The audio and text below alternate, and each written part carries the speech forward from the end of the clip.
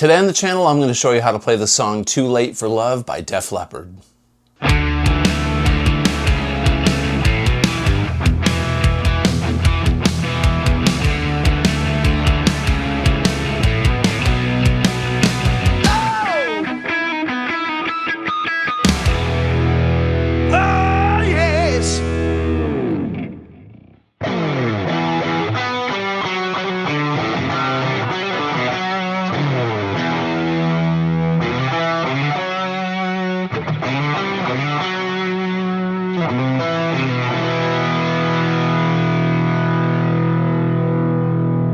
Yeah, man, Def Leppard, gotta love it. Pyromania. Too Late for Love, released November of 1983, produced by Robert John Mutt Lang, recorded in England. Steve Clark, Pete Willis, even Phil Collen was featured on this track on vocals and rhythm guitars. The whole band is credited for writing this song, and in my opinion, this is Def Leppard at their finest. This song actually peaked at like number 9, I believe, on Billboard, which I had no idea. So we're going to look at Too Late for Love. The song is in standard tuning. It is in E minor or G major if you want to get technical. G major is the relative major, so we're going to say E minor just for fun. The song has a little bit of a modulation to A minor at one point, and there's a really cool interlude, so I'm going to show you how to play the intro, the main verse riff, the chorus, the interlude parts, the little guitar solo that's in it, all the good stuff. And you know, Steve Clark, may he rest in peace, man. He's been gone for many, many years, man. He's been gone for over 30 years now, and it's you know, I still feel it. Love Steve Clark, one of my biggest influences. Def Leppard, one of the greatest bands of all time. So I'm playing my 1981 Les Paul Custom in tribute of Steve today. So let's take a look at it. The song starts off, I've got a really, as you can tell, I've got a really gritty sound. Lots of delay, a little bit of stereo chorus and reverb, because that's necessary for this kind of stuff. But I'm going to roll back and get a nice gritty tone, right? Because that gives us our headroom and our tone of the amplifier that we're looking for. And we're going to play this riff that goes.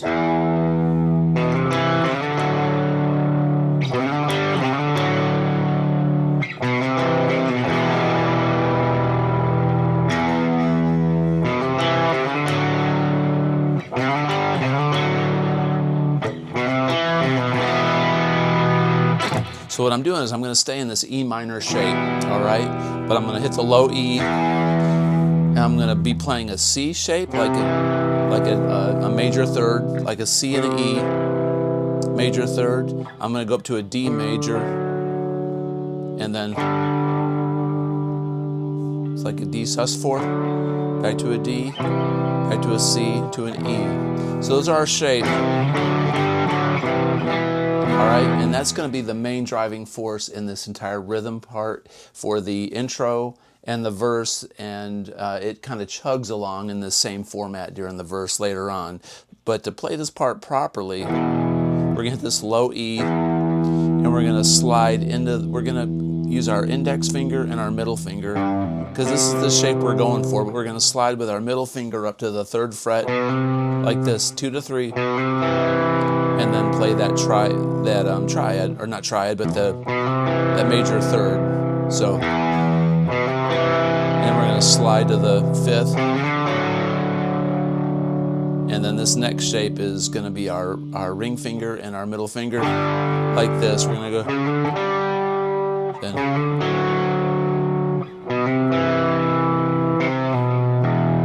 and that last part is a, so there's lots of sliding.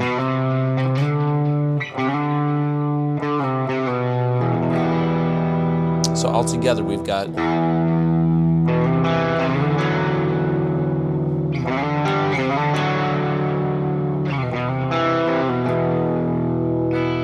can hit this E minor if you want. Add a little bit of drama to it. If you hear everything is ringing out,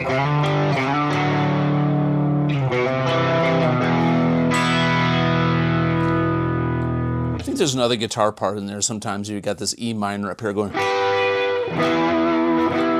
Lots of really cool production tricks on here by Mutt Lange, the master. Now,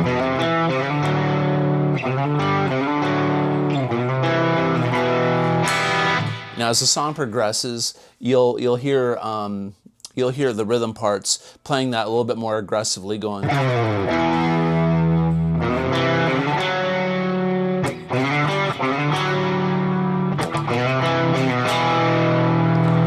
And then even later on in the song, you'll hear.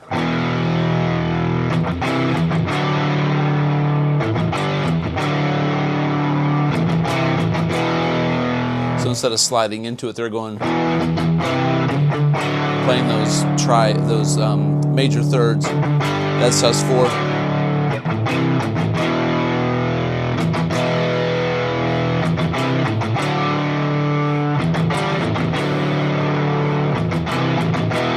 And that sets us up for the part that goes into A. There's like this little interlude where he goes, whoa, oh, oh, oh, where, you know, Joe Elliott is singing that little, which I'm going to show you right now. So before it goes into that part, it's going to hit this thing that goes, there's like a C, but he's going to, the way I hear it on the record is he's taking the 5th fret on the G and the B string and put a little bit of vibrato on it. That, you know, that could be, you know, any of the guitar players. It kind of sounds like something Phil Collen would do. So what I'm talking about is before it goes into this thing, it goes.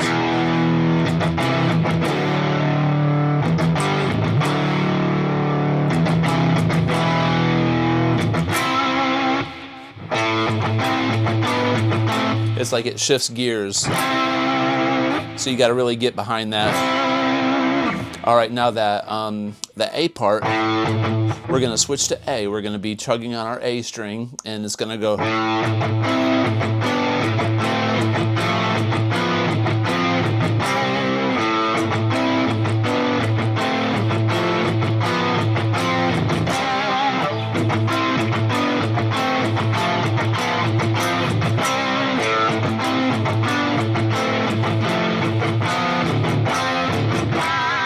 So what I'm doing there is going, it's 3 hits, 1, then 2, and then we're going to go up to 1, kind of like Holy Diver. All right, so that's 10 and 9 on the G string, D and G, so 10 on the D and 9 on the G. Then we're going to go down to 9 and 7 on the D and the G, then 7 and 5 on the D and the G. Then we're going to go 3 and 2, D and G. Then this is the cool part, 3 and 4, 3 and 5, and then 5 and 5. So if you remember if you can get that part down first, then you can add the chugs later.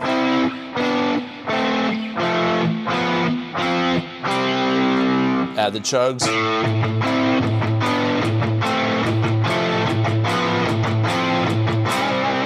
Put some vibrato, some stank on that. That's also a C chord.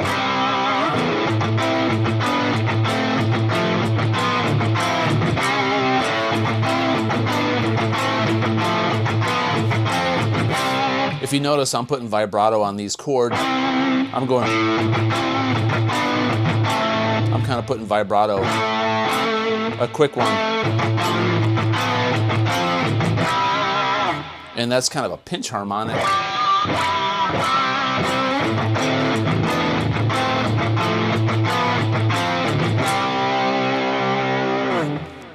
I love that part. That's so cool. Now there's this interlude part. It's this little breakdown, and there's 4 sections to this breakdown. The first part, and they're all similar, but each one ends slightly different, which is cool. This is probably the hardest part of the song, in my opinion. So the first breakdown in the interlude goes like this.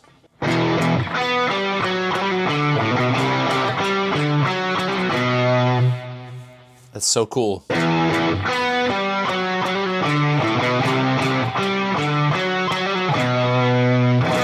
The chords to that are, he's going C to a B, E, C, B. So he resolves to this, the dominant 7 of this minor 6, or the dominant 5 chord of this minor 6. So we're going.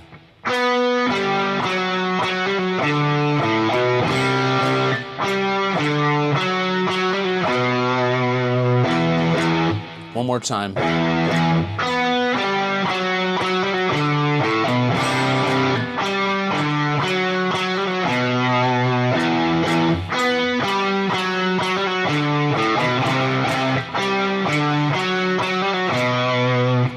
You could pull off, you could play the open D instead of this 5th fret on the A string, but I think it sounds better to do it. It's easier to execute like that. So one more time, that first part of the interlude is.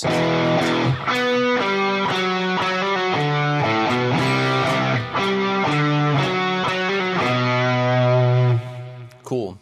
Now section 2 of the interlude is similar. It starts off with.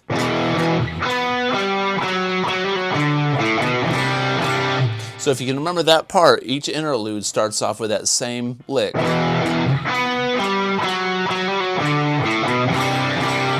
Up to that C chord, that C add 2. And then the next weird part goes. It has a little bit of a call and response compared to the first one. So the second one again goes.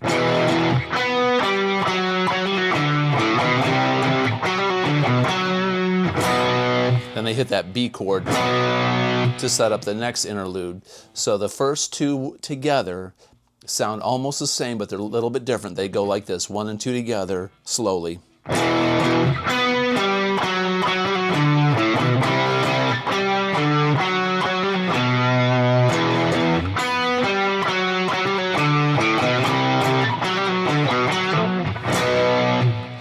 Kind of messed up the ending of it there. My finger fell off the string, but hey, that's real life for you right there in the lesson. The third one goes like this. It starts off with the same intro.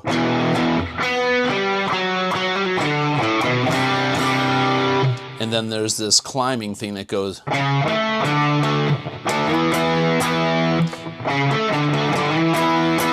So it's very strange.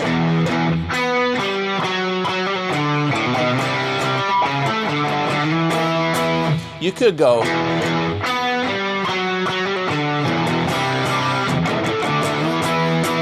You want to just be, play it live and not get all into the studio production piece, but there's this weird thing after they go. So essentially they're going C, D to an E, but they got this. There's this chord in it, so it's it's like a clean guitar you can hear in the background after he does it.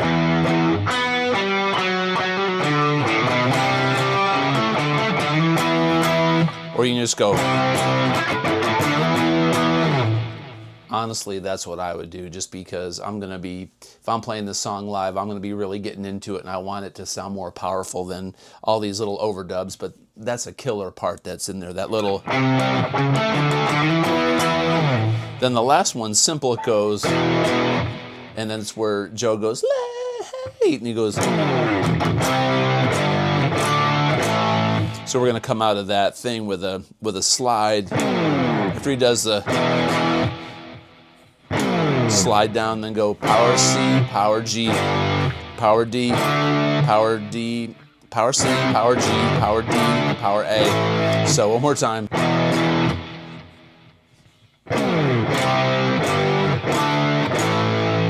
Then it goes into the guitar solo, which is over.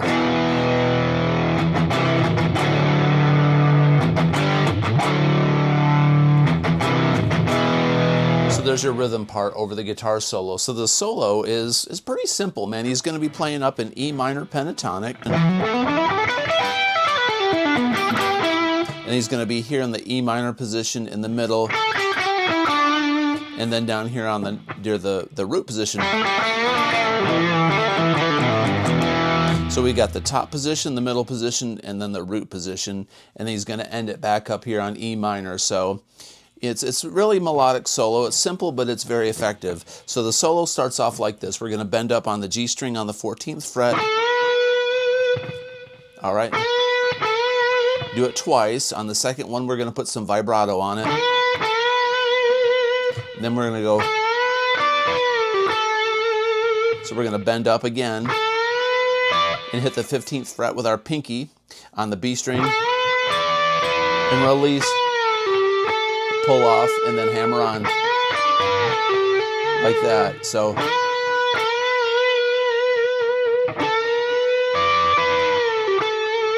you want to let those two notes ring out. Then we're going to go down here. So I'm down here in the middle. It's going to be 7, 8, 10, and then go back down. Then do a triplet, and hit the G string on the 7th fret. All right, then we're going to go.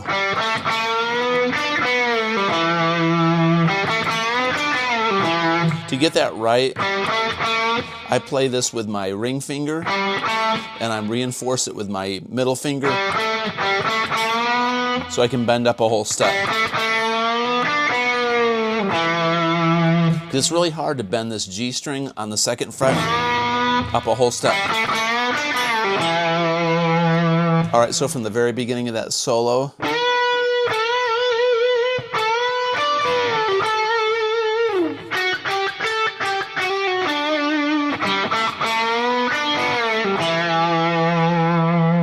all right, and then the very ending of it goes.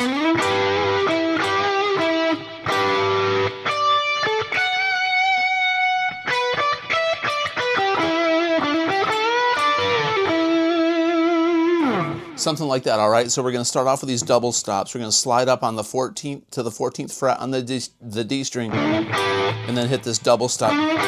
It's almost inaudible on the record, but it sounds like he's going.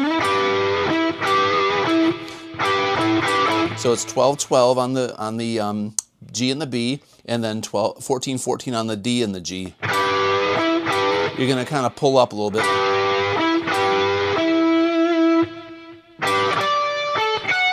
The next part of that goes. So I'm going to hit 12-12, 15 on the B string or G string, the B string, I'm sorry, and then 14 on the G, and then 14 on the high E. So together it's.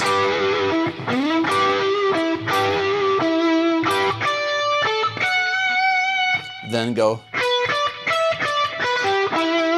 That's 12, 15 on the B string, 12 on the high E, and then go back down. That's kind of interesting. That's 12, 12, 14. So 12 on the B, 12 on the G, and 14 on the D. And then go hammer on 12, 14 on the D string. Same thing on the G.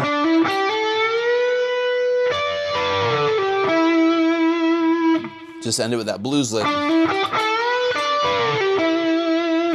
Very much like it starts. All right, so from the very beginning of that solo, slowly we've got.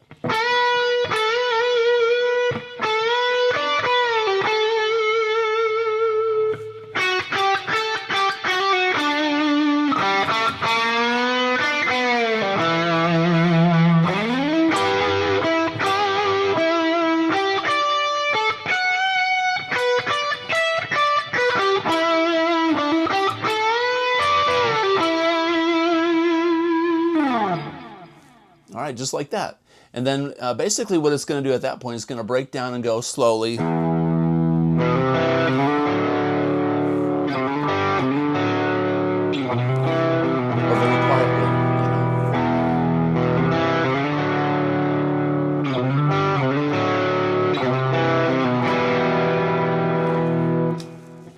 So that's the entire song right there. That is Too Late for Love by Def Leppard. I hope this lesson makes sense. If you like this kind of content, please consider subscribing, comment below, and as always, have a great day. Peace out.